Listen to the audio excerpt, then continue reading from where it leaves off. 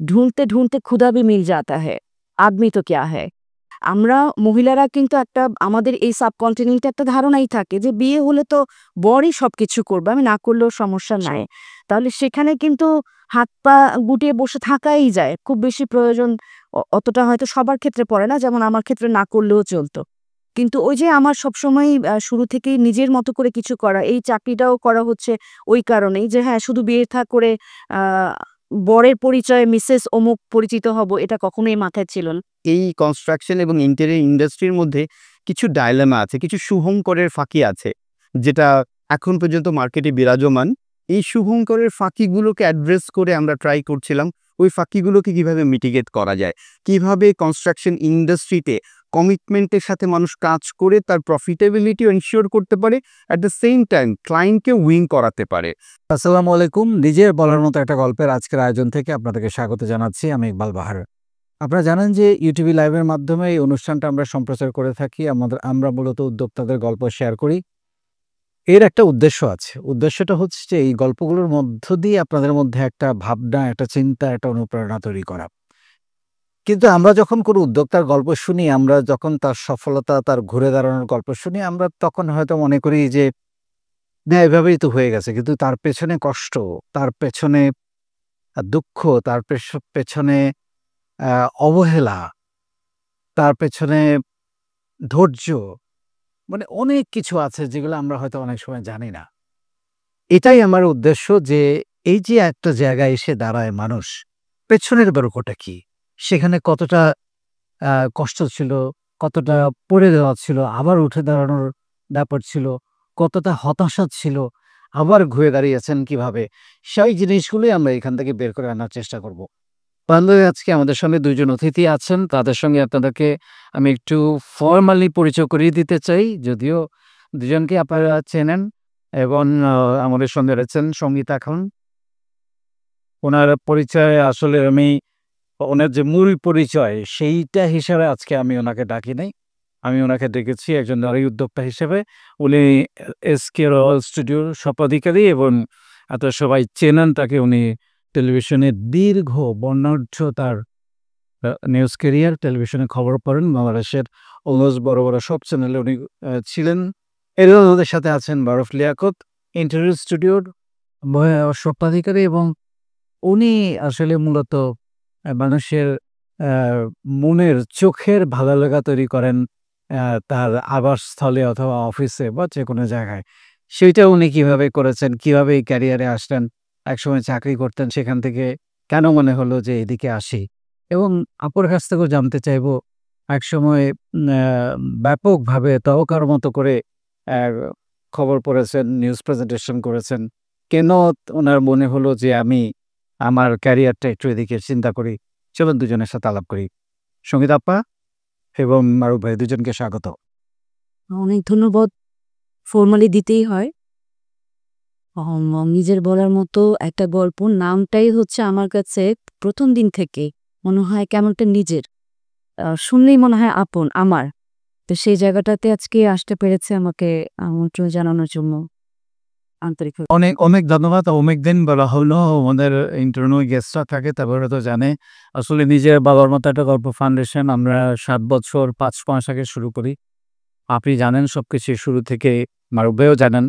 এবং এটা একটা মানে দুটো কারণে বাংলাদেশে এই এই আমার এই কার্যক্রমটা দুটো কারণে খুবই অনন্য এবং ব্যতিক্রম হয়ে দাঁড়িয়েছে। তার একটা বড় কারণ হচ্ছে আমি প্রতিদিন এখানে প্রশিক্ষণ দেই এবং বিনামূল্যে, প্রতিদিন এবং বিনামূল্যে। আ এটা হচ্ছে একটা কারণ। আরেকটা কারণ হচ্ছে বাংলাদেশে আমি একটা প্যারালাল শিক্ষা ব্যবস্থা চালু করে দিয়েছি। সারা বাংলাদেশের ৬৪ জেলা এবং বিশ্বের অনেকগুলো দেশে প্রতিদিন সন্ধ্যায় সেশন চর্চা ক্লাস হয়। যেমন এখন হচ্ছে। কি হয়, আমি সারাদিন যে সেশনগুলো দেই এগুলো নিয়ে পর্যালোচনা করে। যারা সিনিয়র, যারা শিখেছে, যারা উদ্যোক্তা হয়েছে, যারা একটু এটা বুঝেছে, এখান থেকে উপকার পেয়েছে, তারা জুনিয়রদের সামনে, নতুনদের সামনে সেগুলো পর্যালোচনা করে এবং এভরি সিঙ্গল ডে এটা হয়। কেউ জানে না কিন্তু এই কাহিনী। এবং এই ২ টা কারণে আমার কাছে মনে হয় বাংলাদেশে এটা আর কেউ করছে না। আমরা ছাড়া, নিজের বলার মতো একটা গল্প ফাউন্ডেশন ছাড়া। আর আমরা ইতিমধ্যে প্রায় ২,৬০০ প্রায় ৮০ দিন হয়ে গেল টানা প্রশিক্ষণ, এটা একটা ওয়ার্ল্ড রেকর্ড।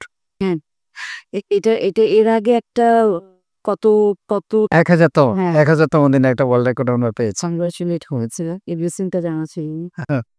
তো যাই হোক, এটা বাংলাদেশের জন্য আমার একটা কাজ। এটা আমাকে অনেকে জিজ্ঞেস করে, আপনি এখান থেকে টাকা পয়সা পান না? আমি প্রতিদিন প্রায় ৪-৫ ঘন্টা সময় দেই, এই যে শো করি, ওদের জন্য ভিডিও তৈরি করি, রিসার্চ করি সন্ধ্যায়, রাতে। যেমন আজকে রাতেও কিন্তু ওদের সাথে আমার মিটআপ আছে। এভরি নাইট আমি কোনো না কোনো জেলা, কোনো না কোনো দেশের সাথে ১-১.৫ ঘন্টা আমি মিটআপে থাকি। সো এই সময়টা দিচ্ছি, আমি কিছু পাচ্ছি না, কিন্তু আবার পাচ্ছিও ভালোবাসা। হ্যাঁ, ভালোবাসা পাচ্ছি। তো এখন যেটা হয়, এটা আমার একটা মনের তৃপ্তি, সে মনের শান্তি, আ আমার এন্টারটেইনমেন্ট। আমি একসময় অ্যাম টেলিভিশনে খবর দেখতাম, টক শো দেখতাম, নাটক দেখতাম। এখন এগুলো কিছুই দেখি না। ওদের সাথেই থাকি।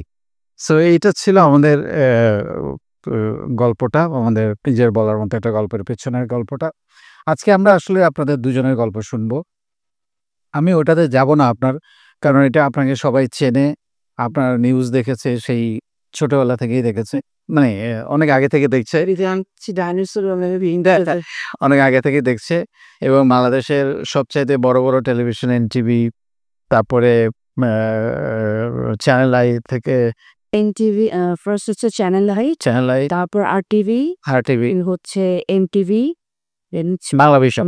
ইন্ডিপেন্ডেন্ট অল্প কিছুদিন ছিলাম, ৬ মাসের মতন, বাংলা ভিশনের লাস্ট ৯.৫ বছর। ৯.৫ বছর। সো এটা একটা বর্ণাঢ্য ক্যারিয়ার এবং ডেফিনিটলি সেখানে আপনার অনেক অর্জন আছে, অনেক ঘটনার সাক্ষী, অনেক কিছু লাইভে সাক্ষী সবচেয়ে ছিলাম। বড় কথা ডেডিকেশন এবং পরিশ্রম। অফকোর্স। তো কেন হঠাৎ করে মনে হলো যে আমি একজন উদ্যোক্তা হতে চাই, অন্য আরেকটা পরিচয় তৈরি করতে চাই? এই ভাবনাটা কখন আবার কেন? নতুন করে জিরো থেকে শুরু করা। আম আমি এইটার ১ম যে কথাটা বলতে চাই যে আমি আসলে আমার পারসেপশনটা হচ্ছে জীবনকে সবসময় পানির মতো সহজ করে ফেলা। পানি যেরকম আসলে পানিকে কোনো কিছু দিয়ে আটকানো যায় না। ও তার জায়গা বের করে বয়ে যাবেই। তো আমার জীবনে আমি যখন যেই রকম পরিস্থিতি এসেছে আমি সবসময় হাসি মুখে আলহামদুলিল্লাহ বলে তার ভেতর দিয়ে আমি আমার রাস্তা বের করে আমি আমার চলার পথ তৈরি করে নিয়েছি। তো নিউজে যেটা ছিল, নিউজ আমার কাছে হচ্ছে নিউজ প্রেজেন্টেশন একেবারে একটা আমার ধর্মীয় আরাধনার মতোই একটা বিষয়।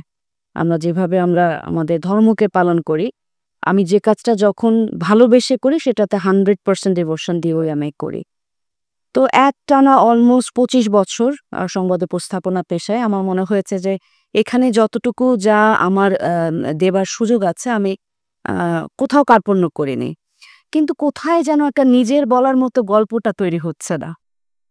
আমি আমার আম যে ব্যবসায়িক উদ্যোগ এসকে রয়্যাল স্টুডিও, সেটা ১ম দিনের লাইভেই কিন্তু আমি এই কথাটা দিয়েই শুরু করেছিলাম যে আমি এবার আমার নিজের বলার মতো একটা গল্প তৈরি করতে চাই, যেখানে আমার পেছনে কোনো চ্যানেলের ব্র্যান্ডিং থাকবে না। যেখানে আমার নামেই আমার ব্র্যান্ডিং হবে। আমার ট্যাগলাইনে আমার নাম যাবে, আমার প্রতিষ্ঠানের নাম যাবে, যেখান থেকে আমি বলতে পারবো যে হ্যাঁ, আমার সন্তান যেমন আমার, সো এই প্রতিষ্ঠানটাও একেবারেই আমার।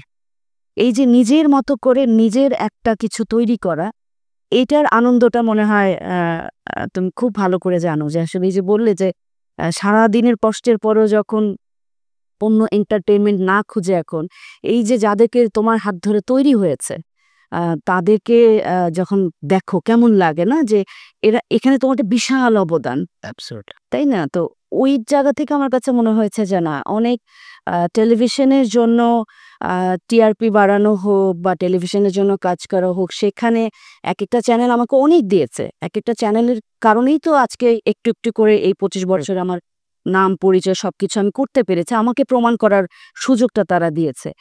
কিন্তু সেখানে আমার নিজের গল্পটা হচ্ছিল না। তো সেইখান থেকে মনে হলো যে এই যে এখন যে যুগটা এসেছে, আগে কি ছিল? আগে তো ডিজিটাল প্ল্যাটফর্ম ছিল না। এবং আমি সবসময় একটা কথা মনে করি যে মানুষকে আসলে সময়ের সাথে চলতে হয়। রাইট। স্মৃতি আঁকড়ে ধরে আসলে কিছুক্ষণ মনের ব্যথাকেও এনজয় করা যায়। কিন্তু সময়ের সাথে যদি বর্তমানে যদি আমি বাঁচতে না পারি, বাঁচতে না জানি, তাহলে ভবিষ্যতে গিয়ে এই বর্তমানটাকে নিয়েও কিন্তু আমার হায় আফসোস করতে হবে। আমি সেটা একদমই পছন্দ করি না। এবং একই সাথে যেহেতু আমার বাচ্চারা ওই সময়টাতে, যে সময় আমি সংবাদ উপস্থাপনা থেকে চলে এসেছি, ওই সময় তো আমার ৩ টা বাচ্চা, আমার ২ মেয়ে যমজ, তারপর এক ছেলে, অলমোস্ট ৩ জন ট্রিপলেটের মতো, একেবারে পিঠাপিঠি। এবং ওরা ডে 1 থেকে একই ক্লাসে পড়ে। তো ওরা তখন একদম সদ্য তাদের কৈশোর, এবং তাদেরকে তখন আমার দিতে হবে হচ্ছে কোচিংয়ে দিতে হবে, স্কুলের বাইরেও একটা লম্বা সময় তাদের সঙ্গে থাকতে হবে। দেন আমি মনে করলাম যে না, আসলে একে তো নিজের আমার ওই ক্ষুধাটা ছিল যে আমার পার্সোনাল, এবং আমি এই ফাঁকে একটু বলে যাই কারণ ভুলে যাব। বেশ অনেক বছর আগে আমার নিজস্ব নিউজের একটা ওয়ার্কশপ ইনস্টিটিউট ছিল। সেটা যেমন একটা আমার মনে হয়েছে যে আমি উজাড় করে আমি কিছু দিতে পেরেছি। শেখানোর যে আনন্দটা, কারো মধ্যে নিজেকে দেখতে পাওয়া, তো সেইটা পরবর্তীতে ব্যস্ততার কারণে আমার আর কন্টিনিউ করা হয়নি, যেহেতু আমার বাচ্চারা ছোট ছিল, যমজ বাচ্চা। তো তারপরে যখন এবেলায় এসে আমি চিন্তা করলাম ২ টা জিনিস। এক হচ্ছে নিজের বলার মতো গল্পটা তৈরি করতে হবে। ২ নাম্বার হচ্ছে আমার ফার্স্ট প্রায়োরিটি হচ্ছে আমার ক্যারিয়ার এতদিন আমি বাচ্চাদেরকে ম্যানেজ করতে পেরেছি। এখন ওদের ক্যারিয়ার গড়ার সময়। এই টিন এইজটাতে আমি যদি ওদেরকে যা সারাদিনের জন্য ছেড়ে দেই, এখনকার যুগে আসলে সব বাচ্চাই ভালো, আবার তাদেরকে প্রভোগ করার অনেক ইলিশনস আছে। তো সেই জায়গা থেকে আমার কাছে মনে হয়েছে যে এই যে ডিজিটাল যুগটা এখন এসেছে, এখানে এখন এত পজিটিভিটি, নেগেটিভিটির পাশাপাশি আমি খুঁজি পজিটিভিটি কি পজিটিভ ওয়েগুলো কি। তখন আমার কাছে মনে হলো যে হ্যাঁ, এই যুগে এসে আমি এই ২৫ বছরের ক্যারিয়ারের পরে শুধু বাচ্চাদেরকে এখন আমার তাদের ক্যারিয়ার বিল্ড করার জন্য আবার আমি আমার আইডেন্টিটি ভুলে যেতে পারবো না। আমি তো এত বছরে অভ্যস্ত। সো সেই ক্রাইসিসে পড়লে তো আমি ওদেরকেও আমি খুব ভালো। আপনার এই কথা থেকে আমি মেয়েদের জন্য একটা বার্তাও পেলাম। সেটা হচ্ছে যে আমরা অনেক সময় মানে মায়েরা তো আজকে মা দিবস, মানে আমি সকল মাদেরকে একটু শ্রদ্ধা জানাতে চাই আজকে মা দিবস উপলক্ষে। পৃথিবীর সকল মাদের প্রতি সালাম এই অনুষ্ঠান থেকে। তো মানে অনেক মায়েরা যেটা হয় যে বাচ্চাদের জন্য ক্যারিয়ার স্যাক্রিফাইস করে অনেক। ইভেন আমি ডক্টর, ইঞ্জিনিয়ার থেকে শুরু করে অনেকে দেখেছি, আপনিও সেই লাইনে বলছিলেন। কিন্তু সেটা করার পরেও চাইলে যে কিছু একটা করা যায় ঘরে বসে, সেই জায়গাটা বোধহয় সেইটা আগে ছিল না। এটা আমি বললাম যে এই যে সময়ের সাথে চলতে পারা, বা একটু বুদ্ধি খরচ করে সময়টাকেই কিভাবে বৈরিতার মধ্যেও কিন্তু চাইলে একটু পজিটিভিটি খুঁজে বের করা যায়। আমার পজিটিভ ওয়েটা খুঁজে বের করা দরকার। তখন আমার কাছে মনে হয়েছে এই যে ঘরে বসে ডিজিটাল প্ল্যাটফর্ম বলি বা অনলাইন প্ল্যাটফর্মে হালাল উপায়ে যা কিছু করা যায় তাই আমার কাছে সুন্দর, তাই শুদ্ধ, এবং সেটা আমি মনে করি নারী পুরুষ সবাইকেই এই সময়ে যা পজিটিভ দিকগুলো আছে, যেটাকে আমরা আমাদের বাস্তব জীবনে বা ব্যক্তিগত জীবনে নিজেকে ফ্লারিশ করার জন্য, আরো উন্নত করার জন্য কাজে লাগাতে পারি, সেই সুযোগগুলি নেওয়া উচিত। তখন আমার কাছে মনে হলো যে হ্যাঁ, আমি আমার বাচ্চাদের ক্যারিয়ার, বাচ্চাদের পড়াশোনা, তাদের সেফটি, সিকিউরিটি সব এনশিওর করেও আমি একজন উদ্যোক্তা হিসেবে যদি কাজ করি, তাহলে আমি দুটোই পাশাপাশি করতে পারব। অ্যাবসলিউটলি। আপনার কাছে আমি শুনবো যে আপনি কি প্রোডাক্ট নিয়ে কাজ করছেন এবং আপনার থেকে কেন কিনবে, সেই কারণগুলো আমরা একটু শুনবো। তার আগে মারুফ ভাই, আপনার কাছে একটু যেতে চাই। মারুফ ভাই, আপনার গল্পটা একটু শুনতে চাই। আমি জানি আপনি একসময় জব করতেন। কখন মাথার মধ্যে এই বাড়িটা পড়লো যে না, this is not my cup of tea, আমার বোধহয় আরো অনেক কিছু করার আছে, আমার ভেতরে লুকিয়ে আছে, যেটা বের হচ্ছে না, চাকরিতে সবকিছু বের হচ্ছে না। কখন এটা মনে হলো? শুরুতে ইউটিউব লাইভকে ধন্যবাদ, স্পেশালি আপনাকে অসংখ্য ধন্যবাদ যে আপনার এই বিশাল প্ল্যাটফর্মে আমাকে সুযোগ করে দেওয়ার, কথা বলতে। আমার অনেকদিনই ইচ্ছা ছিল আপনার এই প্ল্যাটফর্মে যদি আমি কথা বলতে পারি, সেই ক্ষেত্রে হয়তো আমি আমার এই ছোট্ট জার্নিটা অনেকের মাঝে তুলে ধরতে পারবো। এবং আমার এই জার্নিটার মধ্যে আপনি যেমন বললেন, আমার ক্যারিয়ার শুরু হয়েছে ব্যাক ইন 2010 ফেব্রুয়ারির 2 তারিখে আমার প্রথম জবের জয়েনিং ছিল। সেটা ছিল বাংলাদেশের স্বনামধন্য একটা রিয়েল এস্টেট কোম্পানি। তার হাত ধরে আমার ক্যারিয়ার শুরু হয় এবং পরবর্তীতে আমি আরও 2টো কোম্পানিতে কাজ করার সুযোগ হয়েছে। প্রথম 5 বছর আমার ক্যারিয়ার ছিল, আমি 3টা কোম্পানিতে 5 বছর জবের মাধ্যমে আমার ক্যারিয়ার শুরু করেছি এবং মনে হলো যে ওকে, জব তো করছি, সো এখন নিজের একটা কিছু তৈরি করা দরকার, যেই জিনিসটার মাধ্যমে, যেই প্রতিষ্ঠানের মাধ্যমে আমি মানুষের লাইফে ভ্যালু অ্যাড করতে পারবো। এবং ভ্যালু অ্যাডিশন থেকে আমি খুঁজে বের করলাম মার্কেটে গ্যাপ কোথায় আছে এবং আমি একটু স্টাডি করে খুঁজে বের করলাম আমার ক্যারিয়ার যেহেতু রিয়েল এস্টেটে ছিল, রিয়েল এস্টেট ইন্ডাস্ট্রির আশেপাশে কি করতে পারি। তখন আমি বেছে নিলাম ইন্টেরিয়র ডিজাইন ইন্ডাস্ট্রিটা এবং আমার প্রতিষ্ঠানের নাম ইন্টেরিয়র স্টুডিও, যেটা গত 11 বছর ধরে বাংলাদেশে আমরা ইন্টেরিয়র ডিজাইন সেবাটা দিয়ে আসছি। এবং সবচেয়ে বড় ব্যাপার, এবং আই ফিল প্রাউড যে আমরা ইকবাল বাহার ভাইয়ের বাসাটাও কাজ করার আমাদের সুযোগ হয়েছে। সো আমি খুবই প্রাউড ফিল করি যে আমি যে আমার ক্লায়েন্ট, আমি তার প্ল্যাটফর্মে আজকে ইন্টারভিউ করার সুযোগ পাচ্ছি। সো আই ফিল অনার্ড আমাকে আসলে সুযোগ করে দেওয়ার জন্য। এবং গত 11 বছরে আমরা 500+ মানুষের বাসা তৈরি করার সুযোগ পেয়েছি। এইটা আল্লাহর রহমতে আমাদের একটা বিশাল প্রাপ্তি বলতে পারি। এবং আমরা যে ইন্টেরিয়র ডিজাইনটা করি, আমি 3টা পয়েন্টকে মাথায় রেখে ডিজাইন করি। একটা হচ্ছে আমার ডিজাইনের মাধ্যমে যাতে একটা বাসার ফ্যামিলি বন্ডিংটা ক্রিয়েট হয়, নাম্বার 1। নাম্বার 2, প্রত্যেকটা মানুষের প্রোডাক্টিভিটি যাতে আমরা ইনহ্যান্স করতে পারি। নাম্বার 3, বাসাটার অ্যাস্থেটিক বিউটিটাকে আমরা যাতে ইনহ্যান্স করতে পারি। সো আমরা যখন একটা বাসাকে ডিজাইন তৈরি করি, তাহলে ফ্যামিলি বন্ডিং, প্রোডাক্টিভিটি এবং অ্যাস্থেটিক বিউটি, এই কম্বিনেশনগুলো মাথায় রেখে আমার দক্ষ ইঞ্জিনিয়ার সাহেব এবং আর্কিটেক্টরা ডিজাইনগুলো তৈরি করে। এবং আলহামদুলিল্লাহ এই মুহূর্তে বাংলাদেশের অন্যতম প্রধান ইন্টেরিয়ার ফার্ম হিসেবে আমাদের কোম্পানিকে রিকগনাইজ করা হয় এবং বিভিন্ন পত্রপত্রিকাতে আমাদেরকে বেস্ট কোম্পানি হিসেবে বিভিন্ন সময় অ্যাওয়ার্ড আমাদেরকে দিয়েছে, আমরা পেয়েছি। আপনি হয়তো অনেকগুলোর ব্যাপারে জানেন।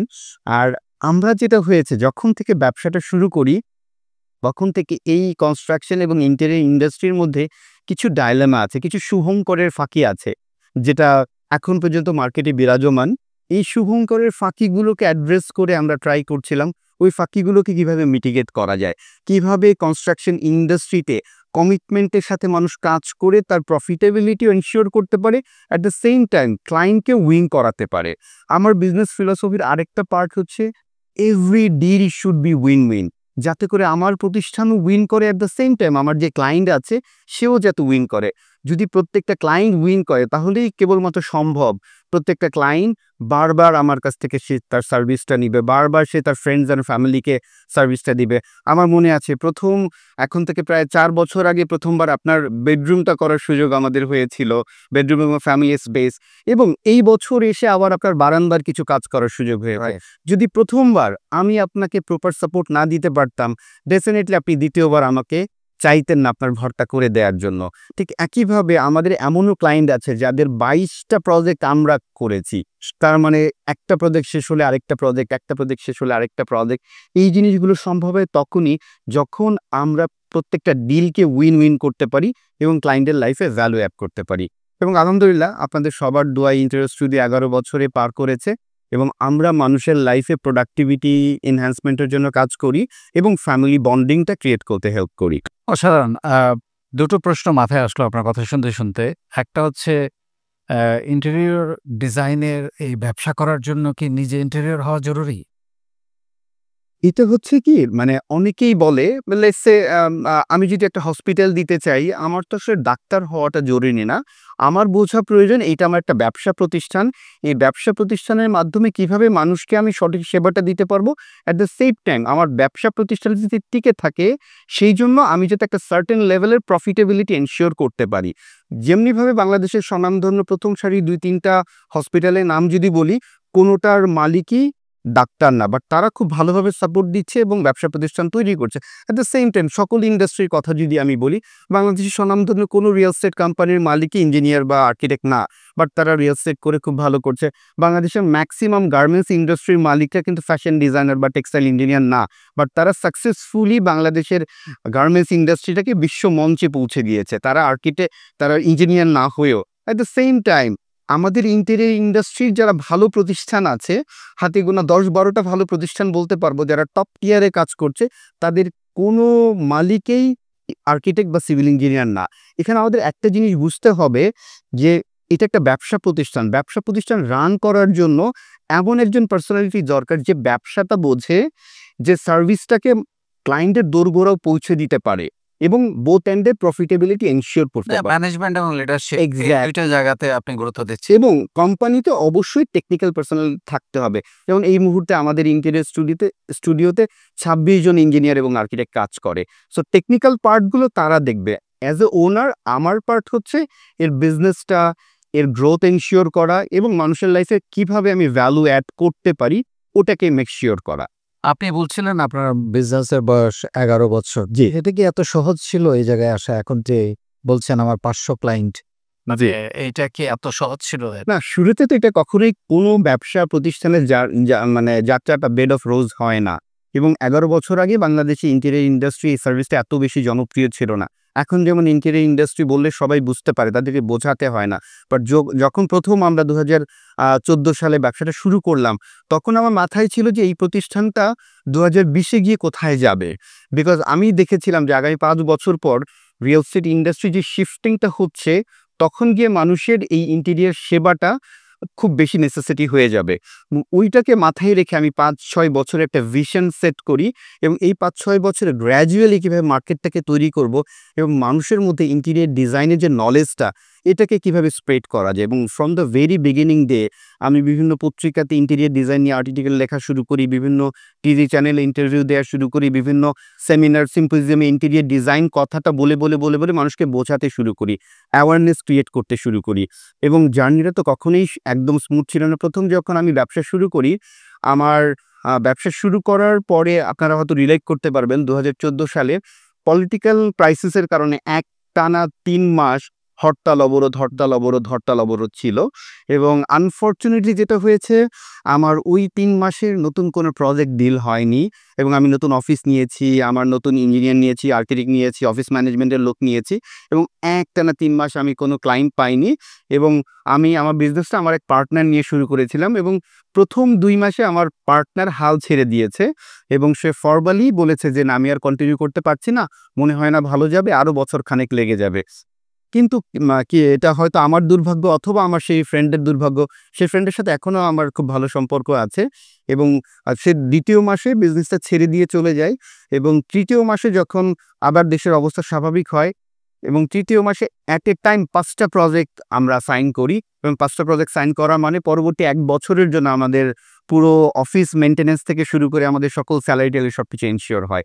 সো ব্যবসাটা হচ্ছে এমন একটা জায়গা, হাল ছেড়ে দেওয়ার জায়গা না, যেটা বরাবরই আপনি গত 7 বছর ধরে নিজের বলার মতো গল্পের মাধ্যমে মানুষকে পৌঁছে দিতে চাচ্ছেন যে লেগে থাকতে হবে, এগিয়ে যেতে হবে। সো ওই লেগে থাকা এবং এগিয়ে যাওয়া, এই দুটোর কম্বিনেশন মাস্ট। কেউ যদি তার ক্যারিয়ারটাকে সে ব্যবসায় রূপান্তর করতে হয়, তাকে অবশ্যই লেগে থাকতে হবে এবং এগিয়ে যেতে হবে। এই দুটো মানসিকতা রাখলে আমার মনে হয় সহজ হবে ব্যবসা। অবশ্যই আমি আবার আসবো আপনার কাছে। আমি প্রশ্নটা করে রেখে যেতে চাই, আপনি চিন্তা করেন। মানুষের মধ্যে একটা ধারণা আছে যে না, এটা খুব এক্সপেন্সিভ এবং মানে হ্যাঁ, ডেফিনেটলি একটু সৃজনশীল কাজগুলো একটু এক্সপেন্সিভই হয়। তবুও কোথায় যেন একটা ফাঁকি আছে। এই ফাঁকিগুলো একটু আমরা আজকে ট্রিগার আউট করে মানুষকে বুঝিয়ে দিতে চাই যে এই জায়গাগুলো তুমি একটু যখন কোনো কাজ কারো কাছে আলোচনা করবা, আপনি একজন ওনার হিসেবে বলবেন না, কাস্টমারের পয়েন্ট অফ ভিউ থেকে, যেহেতু আপনি বলেছেন উইন উইন। এক্স্যাক্টলি। কাস্টমার কোন জিনিসগুলো তাকে যাচাই করবে, যে চিন্তা করবে যে কোন জায়গাগুলোতে ফাঁকি থাকতে পারে, সেটা আমরা শুনবো। তার আগে আপার কাছে একটু আসতে চাই। আপা, এরকম কি মনে হচ্ছিল যে শুরু তো করলাম স্বপ্ন নিয়ে, একটা নিজের গল্প তৈরি করব, আলাদা একটা আইডেন্টিটি তৈরি করব, শুরু করার কিছুদিন পরে কি মনে হয়েছে দূর এটা আমার হবে না, বাদ দেই?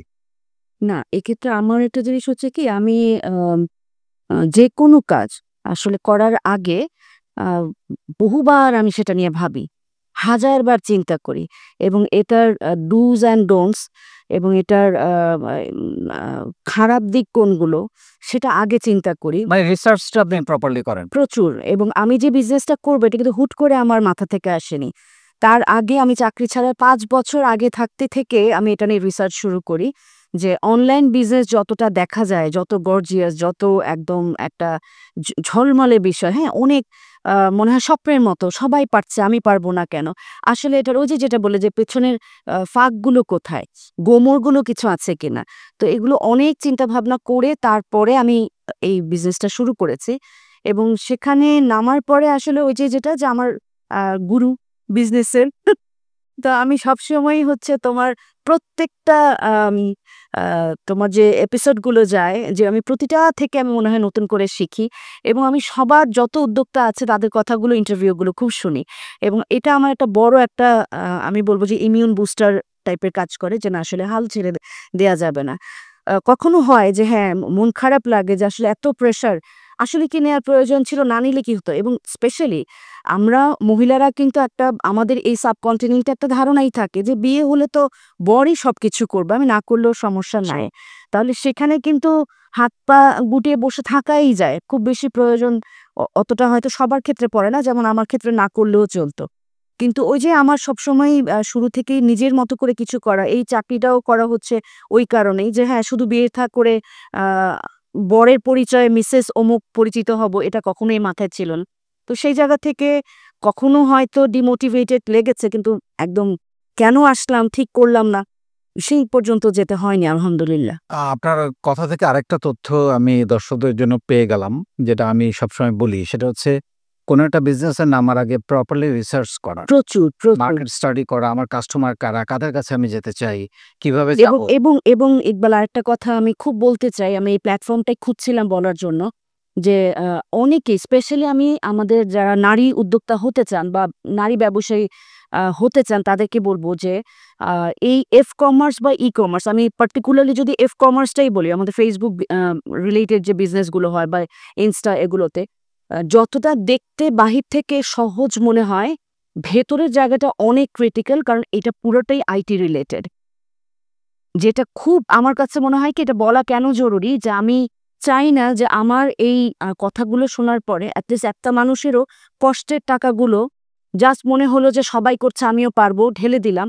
কিন্তু তারপরে দেখা গেল উনি এই ফেসবুক মার্কেটিং, ডিজিটাল মার্কেটিং উনি কিছুই এগুলো নিয়ে উনি রিসার্চ করেননি, এবং নিজে আমরা হতেই পারে যে আমরা সব বিষয়ে তো আর আমরা মানে একদম বিশেষজ্ঞ না, এটা আমার ব্রেড অ্যান্ড বাটার না।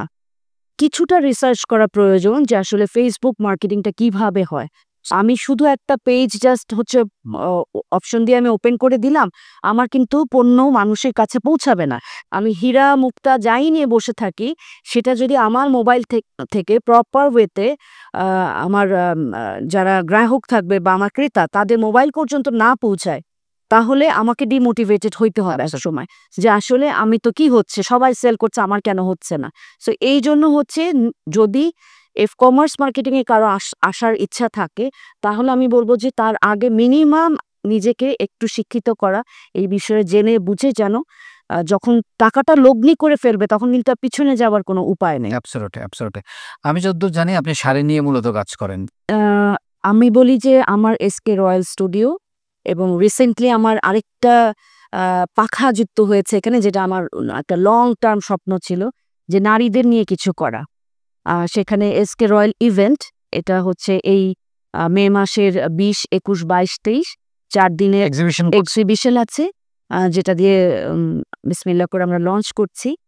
তো এখন এখানে হচ্ছে আমার এসকে রয়্যাল স্টুডিও, আমি বলি যে একটা নারীকে ঘরে বা বাইরে যে কোনো জায়গায় নিজেকে পরিপাটি করে সাজিয়ে গুছিয়ে রাখবার জন্য মনের খোরাক, এবং সেই সাথে প্রয়োজনে এবং আয়োজনে নিজেকে সুন্দর মতো প্রেজেন্ট করার জন্য যা যা কিছু লাগে আমি সেইগুলো নিয়ে কাজ। অসাধারণ কথাগুলো ভালো ছিল। মানে আমি কি বলতে পারি যে আজকে আপনি যেটা পড়েছেন এগুলো আপনার নিজেরই করা? হ্যাঁ, এটা হচ্ছে আমাদের দেশীয় তাঁতের। আমি দেশীয় এবং হচ্ছে আমাদের পার্শ্ববর্তী দেশ, বা আমি বলি যে আমার রুচির সাথে যদি যায় তাহলে সেটা যদি উরুগুয়েতেও পাওয়া যাবে, সেখান থেকেও আমি আউটসোর্সিং করব। তো এটা আমার এসকে রয়্যাল স্টুডিওর আমাদের দেশীয় প্রোডাক্ট সোর্সিং করা। আমার নিজস্ব তাঁতি যারা আছে তাদের কাছ থেকে আমি নিয়ে আসি, এবং চেষ্টা করি যে আমরা যেরকম সংবাদ উপস্থাপিকাদের, সংবাদ উপস্থাপকদের মানুষ কেন পছন্দ করে, প্রথমত তাদের উপস্থাপনা, দ্বিতীয়ত তাদের যে একটা পরিচ্ছন্ন শালীন একটা বেশভূষা, এটা সবাই কিন্তু এটার কদরটা করে। তা আমি চাই যে আমার যারা ক্রেতা তারা আমার টেস্টের, আমি এতদিন যেভাবে আমাকে পছন্দ করেছেন যে কারণে, সেই টেস্টের জিনিসগুলো খুঁজে খুঁজে, এবং অবশ্যই গুণগত মান থেকে সেই জায়গাটাতে কোনো যেন এক চুলো ছাড় না থাকে, এবং কিছু বাছা জিনিস আমি একদম স্রোতে ভাষা সবকিছু নিয়ে কাজ করি। আপনি আমার ওই প্রশ্নটার উত্তর দিয়ে দিয়েছেন যে আপনারটা কেন কিনবে। সো উত্তরটা আমি পেয়েছি এইমাত্র। আরেকটা প্রশ্ন আপনার কথার মধ্য দিয়ে আসছিল, সেটা হচ্ছে সোর্সিং এর কথা বলছি। কতটা ডিফিকাল্ট এটা? মানে ইনিশিয়ালি অনেকটা ডিফিকাল্ট, কি আমি বলি যে আমি যদি সাঁতার না পারি, তাহলে আমাকে কিন্তু চৌবাচ্চে ফেলে দিলেও আমি শ্বাসরুদ্ধ হয়ে মারা যেতে পারি, কারণ আমি তো সাঁতার জানি না। আমার গভীরতা যদি আমার হাইটের থেকে বেশি হয়, আমি ডুবে যাব। তো বিজনেসটাও আমার কাছে মনে হয় ওরকম যে এখানে যদি ওই আগে রিসার্চটা যদি না করা হয় তাহলে আসলে ওখানে সবকিছুই তো তখন মনে হবে প্রতিকূল, সবকিছুই ডিফিকাল্ট লাগবে। আউটসোর্সিং ইনিশিয়ালি হচ্ছে অবশ্যই ডিফিকাল্ট ছিল এবং অনেকের কাছে তখন আমি চেয়েছি যেটা হয় আমরা সবাই, তাই না? আমরা বিজনেস আসলে কি হয়, পাশের বন্ধুকে জিজ্ঞেস করি, দোস্ত এটা কিভাবে করলি? কিন্তু দেখা যায় যে খুব সহমর্মিতা বা সেই বন্ধুত্বের জায়গা থেকে কিন্তু তখন আর কেউ সেই সোর্সিং গুলো দিতে চায় না। আর এখানেও আমি সবার জন্য একটা ছোট্ট মেসেজ দিব যে আমি একটা উর্দু একটা ইয়ে আছে, একটা শায়রি ডায়লগ আছে যে ঢুঁড়তে ঢুঁড়তে ক্ষুধা ভি মিল জাতা হ্যায়, আদমি তো ক্যা হ্যায়। তো আমার যদি আত্মা পরিষ্কার থাকে, আমার নিয়ত সহি থাকে, আমার সৃষ্টিকর্তা আমাকে সোর্সিং সব দিয়ে দিবে। অসাধারণ, অসাধারণ। আমি আবার আসছি আপনার স্বপ্ন নিয়ে, এই নতুন আইডেন্টিটির স্বপ্ন নিয়ে আমরা আপনার সাথে শুনবো। যে প্রশ্নটা করেছিলাম যে ফাঁকগুলা কিভাবে একজন কাস্টমার যখন যাবে আপনার কাছে, আপনি এখন মালিক না, বিজনেসম্যান না, আপনি একজন কাস্টমারকে শেখাচ্ছেন যে তুমি কোন কোন জিনিসগুলো দেখবা। খুবই সহজ। এখন আপনি হয়তো খেয়াল করলে দেখবেন আমার প্রতিষ্ঠান থেকে আমরা রেগুলার এরকম বিভিন্ন টিপস দিয়ে থাকি আমাদের ফেসবুক পেজ থেকে, অনলাইনে আমরা এগুলো প্রচার করি যে কি বিষয় দেখে আমরা একটা ইন্টেরিয়র ডিজাইন কোম্পানিকে সিলেক্ট করব। তার মধ্যে অন্যতম প্রধান একটা যেটা আমরা দেখে থাকি যে সেই কোম্পানিতে একটা গ্র্যাজুয়েট আর্কিটেক্ট এবং একজন গ্র্যাজুয়েট সিভিল ইঞ্জিনিয়ার আছে কিনা। বিকজ আমরা হয়তো অনেকেই ইন্টেরিয়র ডিজাইন বলতে হয়তো মনে করি যে সাজসজ্জার কাজ হয়তো যে কেউ পারে, একটা যে কোনো শর্ট কোর্স 3 মাস 6 মাসে করে ফেললেই হয়তো হয়ে যাবে। বিষয়টা তা না। বিষয়টাকে একটা মানুষের ফ্যামিলিকে সারা জীবন নিশ্চিন্তে ঘুমানোর সুযোগ তৈরি করে দেওয়া। বিকজ একটা ঘরকে যখন আমরা সাজাই তখন এটার স্ট্রাকচারাল পার্টটাই স্ট্রাকচারাল ইঞ্জিনিয়ার দেখতে হয়। বিকজ অনেক সময় আমাদের বিভিন্ন রুমের ওয়ালগুলো ভেঙে ফেলতে হয়, নতুন করে রিশাফল করতে হয়। তখন যদি বেসিক স্ট্রাকচারাল নলেজটা যদি না থাকে ইঞ্জিনিয়ার সাহেবদের, তাহলে প্রপারলি সেটা কাজটা করতে পারবে না, ঘর ভেঙে পড়বে। At the same time architectural পার্টটা দেখার জন্য অবশ্যই গ্র্যাজুয়েট আর্কিটেক্ট থাকতে হবে। সো ছোট প্রতিষ্ঠান হলেও যদি একজন গ্র্যাজুয়েট আর্কিটেক্ট, একজন গ্র্যাজুয়েট সিভিল ইঞ্জিনিয়ার থাকে, তাহলে আপনি ওই প্রতিষ্ঠানের উপর আস্থা রাখতে পারেন। আরেকটা অন্যতম বড় ব্যাপার হচ্ছে ডেফিনেটলি প্রতিষ্ঠানটা কত বছর ধরে কাজ করছে, কতগুলো প্রজেক্ট করছে। সো এই জিনিসটাও আমরা খুব সহজে আইডেন্টিফাই করতে পারি। এবং আরেকটা খুব সহজ ওয়ে আছে, আমরা যেহেতু সবাই সোশ্যাল মিডিয়াতে সার্চ করি, সো সোশ্যাল মিডিয়াতে গেলে আমরা ওই প্রতিষ্ঠানে কতগুলো রিভিউ আছে। বিকজ চাইলেই কোনো প্রতিষ্ঠান নিজের রিভিউ নিজে বাড়াতে পারে না। হয়তো সে চাইলেন যে পরিচিত ফ্রেন্ডস অ্যান্ড ফ্যামিলি দিয়ে কিছু হয়তো রিভিউ দেওয়াতে পারে, বাট ম্যাক্সিমাম রিভিউগুলো দেখলে আমরা মোটামুটি আন্দাজ করতে পারি যে এই প্রতিষ্ঠানের ম্যাক্সিমাম মানুষ কি বলছে এই প্রতিষ্ঠানের ব্যাপারে। যদি আমার প্রতিষ্ঠানের ব্যাপারে আমি বলি, গত 11 বছরে আমাদের ফেসবুক পেজে মাত্র 2টো নেগেটিভ রিভিউ আছে। তার মধ্যে একটা হচ্ছে ফেক আইডি, মানে বিদেশি ছবি টবি নাম টাম দিয়ে একটা আইডি, বোঝায় যে এটা ইন্টেনশনালি কেউ করেছে। আরেকটা হচ্ছে যে ভদ্রলোককে আমরা চিনি, যিনি আমাদের প্রতিষ্ঠানে এসেছিল আমাদেরকে দিয়ে কাজ করানোর জন্য, বাট তার সাথে বাজেটই আমাদের ম্যাচ করেনি, এই জন্য সে খুব রেগে গিয়ে একটা লম্বা একটা রচনা লিখেছে আমাদের ব্যাপারে। সো এই গত 10 বছরে যেখানে আমাদের 500+ ক্লায়েন্ট, তার মধ্যে মাত্র 2টা নেগেটিভ রিভিউ মানুষ বুঝে নিতে পারে যে না এটা হতে পারে 1-2%, এটা কোনো মেজর ইস্যু না। আরেকটা বড় ব্যাপার হচ্ছে এখানে যারা কাজ করছে তারা এথিক্যালি কতটুকু সাউন্ড। বিকজ এথিক্যালি সাউন্ড হওয়াটা খুব জরুরি। এবং মানুষ আসলে মানুষের সাথে কথা বললে বোঝা যায় যে তার এথিক্যাল কন্ডিশনটা কেমন। সে কি শুধুমাত্র এখানে মানি মেক করতে চায়, না আসলেই সে মানুষের লাইফে ভ্যালু অ্যাড করতে চায়। এই ছোট্ট কয়েকটা বিষয় যদি একটু খোঁজ খবর নেয়, তাহলে একটা কোম্পানি কত দূর আগিয়েছে, তার প্রিভিয়াস ব্যাকগ্রাউন্ড কি, এই জিনিসগুলো দেখে মোটামুটি ধারণা করা যায়। এবং আরেকটা বড় ব্যাপার হচ্ছে, ধরলাম একটা মানুষ না বুঝে একটা কোম্পানির সাথে এগ্রিমেন্ট করলো, বাট সেই কোম্পানিটা যখন তাকে ডিজাইন সাবমিট করবে তখন কিন্তু 1বার 2বার 3বার 4বার 5বার 10বারও বসতে হয়। তখন কিন্তু time to time back and fourth তার সাথে ডিসকাশন হবে এবং ওই ডিসকাশন অনুযায়ী কিন্তু বুঝে নেওয়া যায় আসলেই এরা কতটুকু নলেজেবল। সো এই প্রসেসগুলো ব্যাপারটা এমন হয় না যে আমি একটা দোকানে গেলাম, একটা জিনিস দেখলাম, ভালো কথা বললো, আমি তাকে টাকা দিয়ে চলে আসলাম, এমন কিন্তু হয় না আমাদের ইন্ডাস্ট্রিতে। মিনিমাম 5বার 10বার মিটিং করতে হয়, ডিজাইন করতে হয়, ডিজাইন চেঞ্জ হয়। যেমনিভাবে আপনার বাসা ডিজাইন করার সময় আমরা ডিজাইন লেআউট করেছি, আপনাকে দেখিয়েছি, 3D করেছি, আবার দেখিয়েছি, চেঞ্জেস এসেছে, আবার করেছি। সো এতবার মিটিং করার পর যে কোনো মানুষের বোঝা উচিত এই প্রতিষ্ঠানটা ভালো অথবা খারাপ। এই ছোট্ট ছোট্ট কয়েকটা সহজ বিষয়, আমি খুব টেকনিক্যাল টার্মে যাব না, বিকজ টেকনিক্যাল টার্মে গেলে ম্যাক্সিমাম মানুষ বুঝবে না, বিকজ সাধারণ মানুষ বুঝবে না, এটাই স্বাভাবিক, বিকজ তারা তো এই ইন্ডাস্ট্রিতে কাজ করে না। সো এই ছোট্ট কয়েকটা সহজ বিষয় যদি কেউ একটু মনোযোগ দেয়, অবশ্যই সম্ভব তাদের পক্ষে ভালো প্রতিষ্ঠান খুঁজে বের করা। কতটা অ্যাফোর্ডেবল এটা, কতটা এক্সপেন্সিভ? সবাই যে বলে, মানে আমাদের কানে আসে যে যাব ইন্টেরিয়র করব, ঠিক আছে, নিজের মতো করে নিয়ে ওখানে গেলে তো অনেক খরচ। এইটার ব্যাপারে আপনার খুবই চমৎকার একটা প্রশ্ন। আমি যেটা বলি, আপনি যদি ঢাকা শহরে ১,০০০ স্কয়ার ফিটের বাসা ১ কোটি টাকা দিয়ে পারচেজ করেন, লেটস সে আপনি ১,০০০ স্কয়ার ফিটের একটা বাসা উত্তরা বা বসুন্ধরা বা যেকোনো জায়গায় ১ কোটি টাকা দিয়ে কিনলেন। আমি ধরে নিলাম ১০,০০০ টাকা স্কয়ার ফিট। তার মানে ১,০০০ স্কয়ার ফিটের একটা বাসা ১ কোটি টাকা প্রাইস। আপনি ইন্টেরিয়র করলেন না, আপনি মার্কেট থেকে যেকোনো ফার্নিচার শপ থেকে আপনি ৫ লাখ ৬ লাখ টাকা দিয়ে ফার্নিচার, বেড, ডাইনিং টেবিল, সোফা-টোফা সবকিছু কিনে বাসায় উঠে গেলেন। আমি বলব আপনি মিনিমাম ২০ লক্ষ টাকা লস করলেন। আপনি যদি অ্যাপার্টমেন্ট কিনে ইন্টেরিয়র না করেন, ১,০০০ স্কয়ার ফিটের বাসায় মিনিমাম ২০ লাখ টাকা আপনি লস করলেন। আপনি প্রশ্ন করতে পারেন কিভাবে? আমি এখন স্পেসিফিক ডেটা সহ আপনাকে প্রুফ করে দিচ্ছি। আমরা যেকোনো বাসায় আমরা যখন ফার্নিচারের দোকান থেকে একটা আলমিরা কিনি, আলমিরার হাইট হয় ৭ ফিট। আমাদের ফ্লোরের হাইট হয় ১০ ফিট। তার মানে ৭ ফিটের উপরে ৩ ফিট জায়গা আমার ফাঁকা পড়ে থাকছে এবং এই ৩ ফিট জায়গায় ধুলো, বালি, ময়লা, পোকামাকড়, ইঁদুরের বাসা হয় এবং এটা রেগুলার আসলে ক্লিনও করা যায় না। তার মানে আমি স্পেস ঠিকই পারচেজ করছি, ৩ ফিট জায়গা অপচয় করে দিচ্ছি এই সোনার হরিণ ঢাকা শহরে এইরকম জায়গায় এত এক্সপেন্সিভ একটা অ্যাপার্টমেন্ট কিনে। লেটস সে আমার একটা ওয়াল আছে এইদিকে ৬ ফিট। আমি একটা আলমিরা কিনে আনছি ৪.৫ ফিট। আমার ওখানে ১.৫ ফিট জায়গা নষ্ট হচ্ছে। ওখানে আমরা কি করছি? হয়তো ঝাড়ুটা এনে রাখছি, হয়তো একটা বালতি এনে রাখছি। তার মানে এই জায়গাটা আবার মেসি হচ্ছে।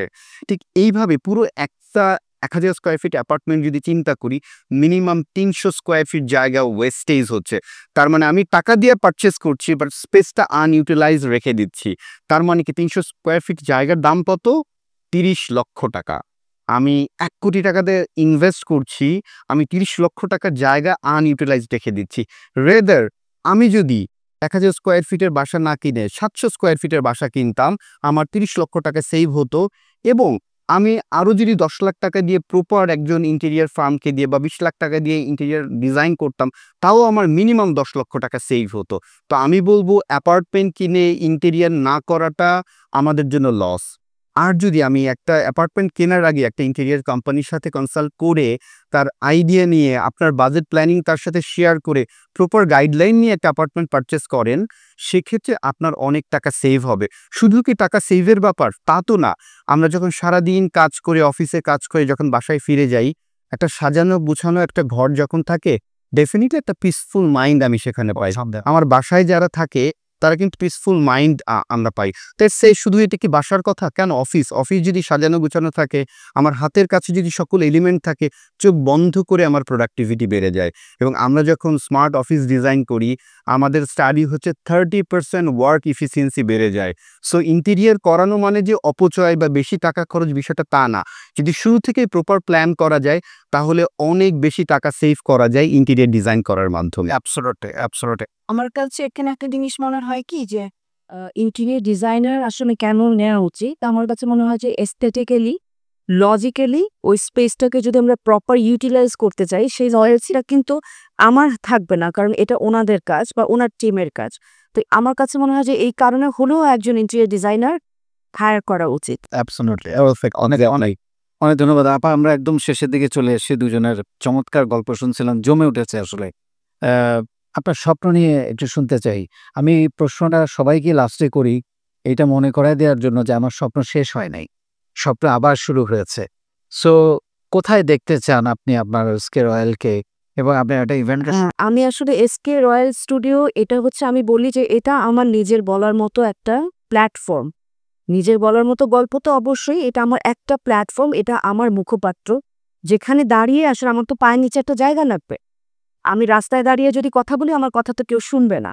তো এটা আমার প্রপার চ্যানেল, এটা আমার প্ল্যাটফর্ম। তো এখান থেকে আমার স্বপ্নটা কিন্তু শুধুই একজন ব্যক্তি উদ্যোক্তা হিসেবে নিজেকে আত্মপ্রকাশ করা বা নিজেকে আরও সফল দিকে নিয়ে যাওয়া, শুধু তাই নয়।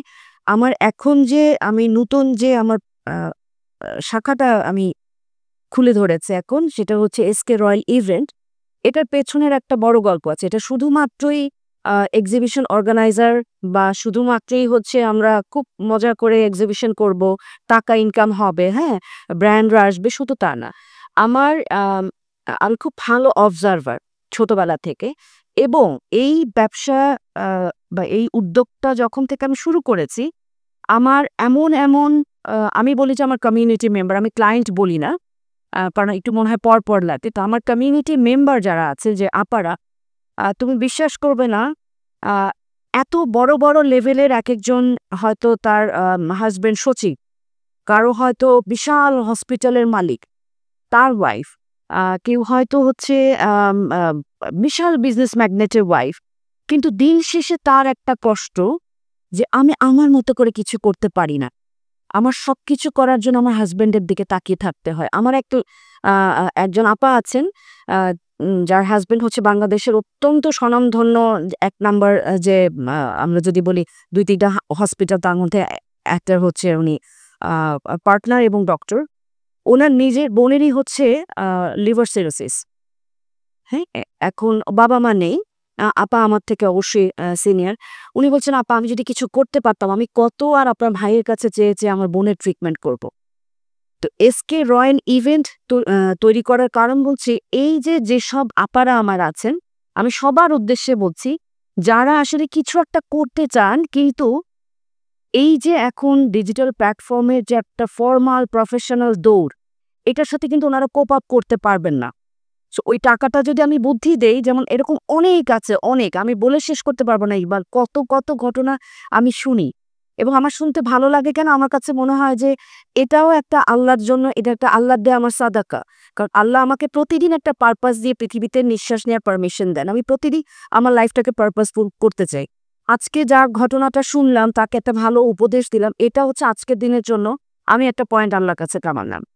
তো আমি কখনোই বলি না যারা খুব এই কমার্স বা সোশ্যাল মিডিয়া বিজনেস এগুলো সম্পর্কে যাদের নলেজ এখন গ্যাদার করার বয়স নেই, তাদেরকে আমি কোনোদিনও বুদ্ধি দেই না যে আপনি একটা পেজ খুলেন, আপনাকে আমি আউটসোর্সিং করে দিচ্ছি। এটার মানে হচ্ছে যে আমরা গ্রামে বলে না যে কারো ক্ষতি করতে হলে তাকে একটা বিয়ে করায় দাও, নাহলে একটা মামলা দিয়ে দাও। আমি বলি এখন যদি কারো ক্ষতি করতে হয় তাহলে তাকে বলে দাও যে তুমি একটা অনলাইন বিজনেস প্ল্যাটফর্ম খুলে ফেলো। তখনই খুলতে হবে যখন সে এই বিষয়ে আসলে মিনিমাম শিখতে পারবে। আর যাদের, তাহলে বাকিরা কি করবে? এখন এই যে যারা আমার আঁকার বয়সী, খালার বয়সী, তাদেরও তো লাইফে অনেক ফ্রাস্ট্রেশন আছে। তারা তো কিছু করতে চায়, কে না চায়? তো তাদের জন্য আমার কাছে মনে হয়েছে যে আসলে তাদের জন্য কি করা যায়? তখন আমার কাছে মনে হয়েছে যে তাদের জন্য সবচেয়ে সহজে ঘরে বসে একটু কষ্ট করে যদি স্বাবলম্বী হতে যায়, তাহলে সেখানে হচ্ছে উদ্যোক্তা প্ল্যাটফর্মগুলোতে যে এক্সিবিশনগুলো হচ্ছে, সেইখানে অ্যাটেক করা। খুব অল্প মূলধনে, অল্প কিছু পণ্য নিয়ে। এখানে যেমন আমি একটু অ্যাড করি, যেমন আমাদের ইভেন্টগুলোতে যে স্টলগুলো থাকে সব জায়গাতেই ২ রকমের থাকে, মানে ফুল সাইজ এবং হাফ সাইজ।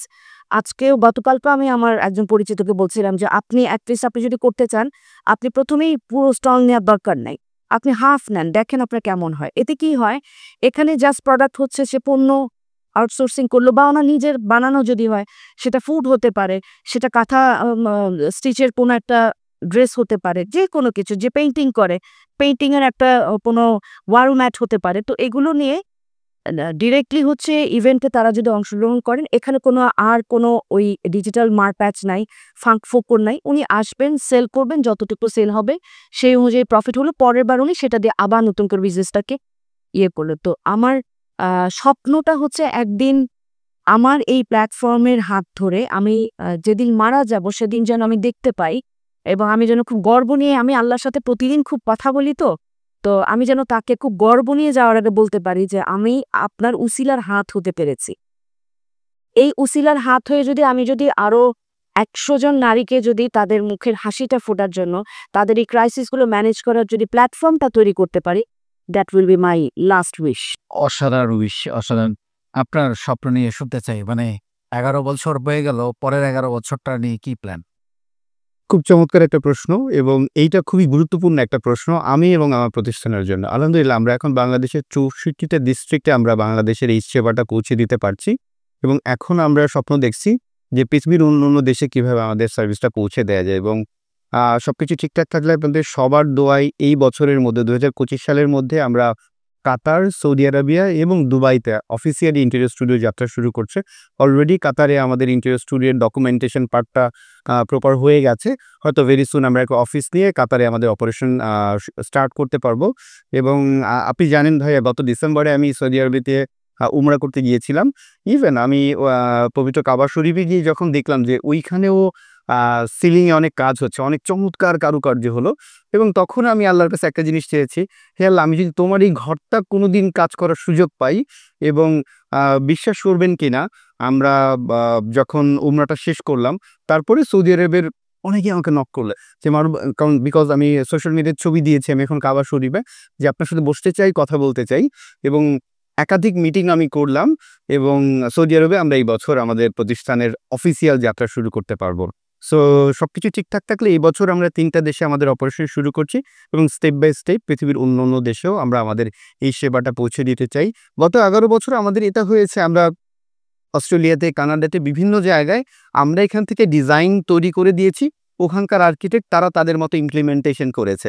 বাট এখন চাই ডিজাইন আমরা করব, প্লাস এইসব দেশগুলোতে আমরা আমাদের ইমপ্লিমেন্টেশনটা করব।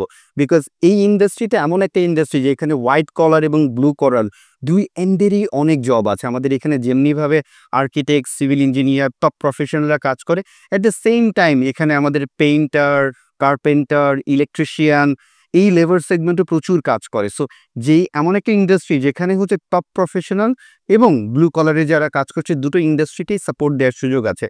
এবং আমি আমাদের প্রবাসী ভাইদের যেটা দেখলাম, সৌদি আরব, দুবাই বা কাতার, এইসব দেশে যারা আছেন, এখানে আমি একটু স্টাডি করার চেষ্টা করলাম, দেখলাম যারা এখানে গত 40-50 বছর ধরে ওইসব দেশে আছে, তারা বড়জোর ওখানে একজন কন্ট্রাক্টর হতে পেরেছে।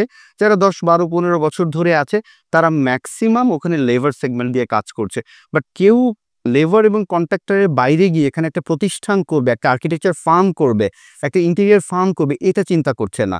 সো এখানে একটা ভালো গ্যাপ আছে। বাট যেই মার্কেটটা আমাদের পার্শ্ববর্তী দেশ ইন্ডিয়া দখল করে আছে প্রত্যেকটা দেশে, সো ওই জায়গাতে আমরা এন্ট্রি করতে চাই। এবং আমার বিশ্বাস, এবং সবচেয়ে মজার ব্যাপার, ওখানে কাজগুলো কিন্তু বাঙালিরাই করছে।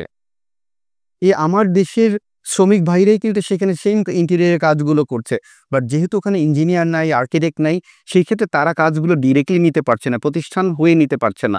সো আমরা যদি প্রতিষ্ঠানগুলো দিতে পারি, সেক্ষেত্রে যেটা হবে, আমরা অনেক বেশি বৈদেশিক মুদ্রা আর্ন করতে পারবো, এবং বাংলাদেশের জিডিপিতে ইন্টেরিয়র স্টুডিও একটা বড় অবদান রাখবে। এটা আমার স্বপ্ন। Thank you. অসংখ্য ধন্যবাদ দুজনকে। দারুণ গল্প জমে গেছে। আসলে অনেকক্ষণ ধরে আমরা ভেতর থেকে বের করার চেষ্টা করছিলাম যে কি আপনাদের মনের মধ্যে আছে। আমার মনে হয় যে অনেকেই সেখান থেকে শুনতে পেরেছে, জানতে পেরেছে। অনেক ধন্যবাদ আপনাদের দুজনকে। এবং আমি এই প্ল্যাটফর্মে বসে যদি তোমাকেই ধন্যবাদটা না দেই, তাহলে আসলে আমার মনে হবে যে আমি আসলে একটা বড় রকমের মিস করে গেলাম, যেটা আমি প্রতিনিয়ত ঘরে বসে দেই। তোমার সাথে দেখা হলেও বলি যে আসলে আমরা নিজের অর্থনৈতিক উন্নতির জন্য অনেকেই অনেক কিছু করি, কিন্তু তোমার এই নিজের বলার মতো গল্প, এই ফাউন্ডেশন থেকে কত মানুষ তার জীবনকে একটা সহি দিশায় নিতে পেরেছে, কত মানুষ, কত আমি বলবো যে একেবারে যাদের হয়তো এই পথটা না পেলে তারা হয়তো কেউ ডিরেইল হয়ে যেত, কেউ হয়তো মানে জীবন নিয়ে নেগেটিভলি হয়তো একটা ডিপ্রেশনে চলে যেত। আমি দেখি, আমি গ্রুপের সবার কথাগুলো দেখি, এবং সবচেয়ে বড় কথা, এই এফোর্টটা এটা নজিরবিহীন। আমি সঙ্গীতা খান, আমি আমার একটা দীর্ঘ 25 বছরের ক্যারিয়ার থেকে বের হয়ে এসে আমি যে উদ্যোক্তা হব, সেটারও কিন্তু পেছনে একটা অনেক বড় ভূমিকা খুব একেবারে সুপ্তভাবে আছে, হচ্ছে নিজের বলার মতো একটা গল্প। কারণ এই যে উদ্যোক্তাদের গল্প এবং তোমার যে শেখানোর যে এত সুন্দরভাবে কেউ আসলে বিনামূল্যে শিখায়, এটা আসলে চিন্তা করা যায় না, সত্যি। খুবই বিরল এটা। হ্যাঁ, এটা আসলে না বললে হয় কি, আমি সবসময় আরেকটা কথা বলি যে আমরা মানুষের সমালোচনাটা যত মুখ ভরে করতে পছন্দ করি, প্রশংসাটা কেন জানি সেই মানুষটা দুনিয়া থেকে চলে যাবার পরে করি। সেটা করে লাভ কি? তাহলে তো ইকবাল এখন আজকে কততম পর্ব বললে যে একবারে প্রায় 2700 কাছাকাছি। আমার ধারণা আমার এইটুকুন যে আমার ভালো লাগা, সেটা যে আমি শেয়ার করলাম, তাতে করে এটা 4000 পর্যন্ত যাওয়ার জন্য ইকবালকে একটা ভীষণ রকমের বুস্ট করবে। তো সেটা আমার মনে হয় যে জানানোটা আমার নৈতিক একটা দায়িত্ব ছিল। কারণ আমার নিজের বলার মতো গল্প তৈরির পেছনেও নিজের বলার মতো গল্প ফাউন্ডেশন ইকবালের একটা বিশাল ভূমিকা আছে। অনেক ধন্যবাদ। আর ভাইয়া, আপনাকে অসংখ্য ধন্যবাদ আমাকে সুযোগ করে দেওয়ার জন্য। আরেকটা স্পেশাল ধন্যবাদ, আজকে সঙ্গীত আপা আমাদের মাঝে এসেছেন, এবং সঙ্গীত আপার কোম্পানির নাম SK রয়্যাল স্টুডিও, আমার প্রতিষ্ঠানের নাম ইন্টেরিয়র স্টুডিও। সো দুই স্টুডিওর আমরা দুজনই হচ্ছে লাকিলি আজকে হোয়াইট ড্রেস পরেছি, তো সবকিছু মিলিয়ে আপনাকে এবং আপনার উদ্যোগ নিজের বলার মতো গল্প ফাউন্ডেশনের প্রতি কৃতজ্ঞতা, ভালোবাসা এবং আপনার প্রতিষ্ঠানের মাধ্যমে লাখো মানুষ সঠিক নির্দেশনা পেয়েছে এবং শুরু থেকে আমি আপনাকে ফলো করি, আপনার কাজগুলো দেখি, বিভিন্ন সময় কথা বলার সুযোগ হয়, বুদ্ধি পরামর্শ নেই এবং অভিভাবক হয়ে আপনার এই হাতছানি, আপনার এই বুদ্ধি পরামর্শটা সারা জীবন পেতে চাই এবং সামনের দিকে এগিয়ে যেতে চাই। Thank you so much. এবং এসকে রয়্যাল স্টুডিওর স্বপ্নের তো আসলে বোনার শেষ হয় না, তাই না? তো আমার অনলাইন প্ল্যাটফর্মটাকে ভবিষ্যতে আমার ইচ্ছা আছে যে একটা স্টুডিও ফরম্যাটে নিয়ে আসার। আমি হাসছিলাম ওনার কথা শুনে যে একটা ছোট্ট কোজি একটা মেয়েদের আড্ডার একটা জায়গা, মানে মন খারাপ হলেই যেন দৌড় দিয়ে চলে যাওয়া যায়, একটু রবীন্দ্রসঙ্গীত শুনবো, একটু কবিতার বই পড়বো, সাথে 2টা শাড়ি ভালো লাগলে নেবো, না নিলে শুধু চা সিঙ্গারা খেয়ে চলে আসবো। সেটার ইন্টেরিয়র ইনশাআল্লাহ ভাই করবেন। আজকের অনুষ্ঠানের মাধ্যমে সঙ্গীত আপাকে বলতে চাই, আমি যদি কখনো সুযোগ হয় আমি আপার স্টুডিওটা করে দিব এবং বাংলাদেশের মধ্যে যাতে টপ ক্লাস একটা স্টুডিও হয় সেটার ব্যবস্থা আমি করবো ইনশাআল্লাহ। এভাবেই হয় সবকিছু। অনেক ধন্যবাদ। ধন্যবাদ। শুনলেন আপনারা দুজনের গল্প। আমার তো ভীষণ ভালো লেগেছে। সবচাইতে বড় কথা সেখানে অনেকগুলো গুরুত্বপূর্ণ তথ্য ছিল। যে তথ্যগুলো আমি মনে করি একজন নারী উদ্যোক্তা হিসেবে বা আপনি যদি পুরুষ উদ্যোক্তা হতে চান, আপনার চিন্তায়, আপনার মনোজগতে, আপনার ভাবনার মধ্যে নতুন করে কিছু কথা এসেছে এবং সবগুলো কথা থেকে অন্তত ২-১ টা কথাও যদি আপনার আন্ডারলাইন করতে পারেন, আপনার মনের মধ্যে গেঁথে রাখতে পারেন। যেমন আমরা অনেক কিছু বলার চেষ্টা করেছি, লেগে থাকা, খোঁজার জন্য, সোর্সিং এর জন্য আপা বলছিলেন যে চাইলে তো খোদাকেও পাওয়া যায়। সো এরকম অনেক কথা এখানে এসছে যেগুলো মারুফ ভাই বলছিলেন যে ওনারা বন্ডিং তৈরি করেন, শুধু ব্যবসা নয়। সো এই ছোট, ছোট কথাগুলো থেকে কোনো একটা কথা যদি আপনার মধ্যে দাগ কাটে, আমার মনে হয় সেই দাগটাই হবে একটা বড় রেখা, যে রেখা থেকে আপনার একটা স্বপ্ন তৈরি হবে। যে স্বপ্ন আপনাকে হয়তো একদিন অনেক দূরে নিয়ে যাবে। সেটার জন্য স্বপ্ন দেখা আজকে থেকেই শুরু করেন এবং সেই স্বপ্ন দেখতে হলে আপনাকে সাহস করতে হবে। সাহস করে শুরু করতে হবে, শুরু করে লেগে থাকতে হবে। অনেক ধন্যবাদ।